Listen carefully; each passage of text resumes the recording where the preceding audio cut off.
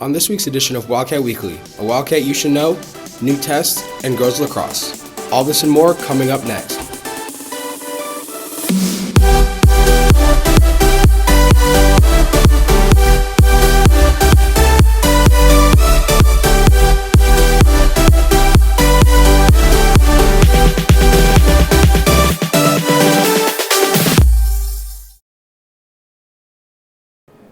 Hi, welcome to this week's edition of Wildcat Weekly. I'm your host, Gabe Johnson.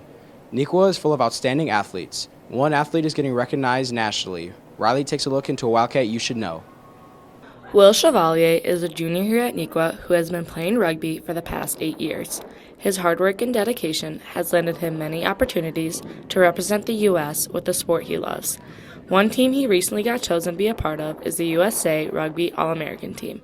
So every year they invite over 100 athletes from across the U.S. to Phoenix, Arizona, and it's a week-long camp. We just try out for the team, they select, and then at the end of the week we play against Canada with whatever team the coaches select. In addition to the All-American team, Will recently was a player for the USA Youth Olympics Sevens team. A couple of weeks ago I flew out to Las Vegas on a Friday night, and then we spent Saturday, Sunday, and Monday trying out for the USA Youth Olympics Sevens team. There were 19 of us there, and Tuesday afternoon they selected 12 of us, and I was fortunate enough to be one of those 12. The Youth Olympics are every 4 years, so it's just a once-in-a-lifetime opportunity, truly, because they only pick people that are at the highest point in the age group. Not only has he traveled around the world playing for his country, but Will also has been starting on varsity rugby for Nequa since his sophomore year and hopes to continue pursuing the sport after high school. I just want to keep playing, definitely go to college and play rugby there, and then my ultimate goal is to represent my country again and play for the USA men's national team. Best of luck to Will as he continues to accomplish amazing things and works towards achieving his goals. And for Wildcat Weekly, I'm Riley Sanko. New modifications have been made for final exams. Jackie looks into the new adjustments. As the year winds down, finals are approaching, and there are new guidelines in place for students taking exams. This year, for second semester finals, we're going to try something new because we really feel like we needed to rethink a little bit the senior year experience and final exams.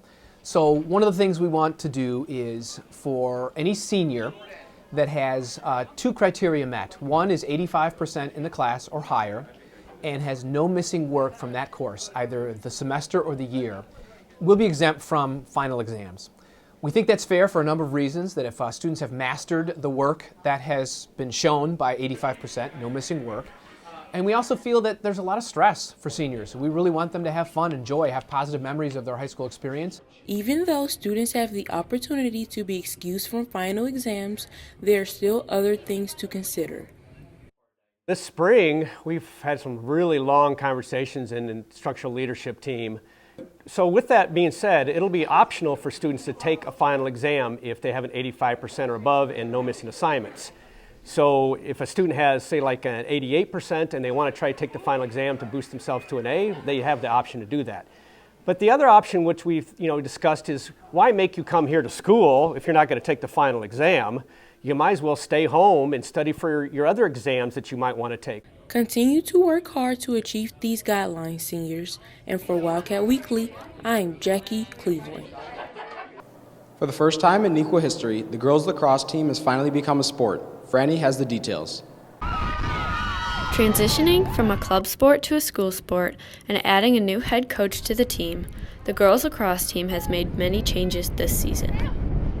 Like now, we're able to use Nequa facilities, so we get to play our home games in the stadium, and then we get to practice at Nequa on some days instead of always off campus and using commissioners for our home field. Now we're able to feel like we can represent Nequa because we were never at Nequa before, so now that we're going to be able to be recognized from the school.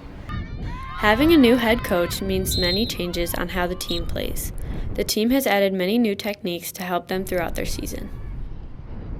We do a lot more conditioning than we did last year. Now this year we condition every day, and he's really putting an emphasis on beating teams with endurance and speed rather than just skill level. Although this season has been successful so far with a 2-0 record, there are things that this team still needs to work on. I think one big thing we'd need to work on would be like staying in a game mentality and not letting the scoreboard or our opponents, the way the game's going, the refs, let nothing like get in between like us just playing our game. Best of luck to the girls lacrosse team as they take on Conant after spring break. And for Wildcat Weekly, I'm Franny Golden. Starting next year, seniors will need to take a new exam before they can graduate. Tyler has the information on the SET test.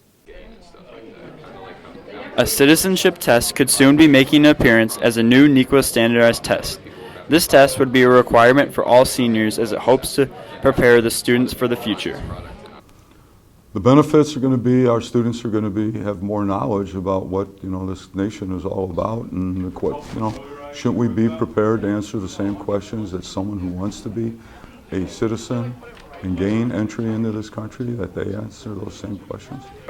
Well, before the test is going to be implemented, there's a movement right now on Senate Bill 0001, and it's an education funding bill that looks like the governor's going to sign, and they're going to put the requirement for passing the citizenship test in order to graduate on that piece of legislation.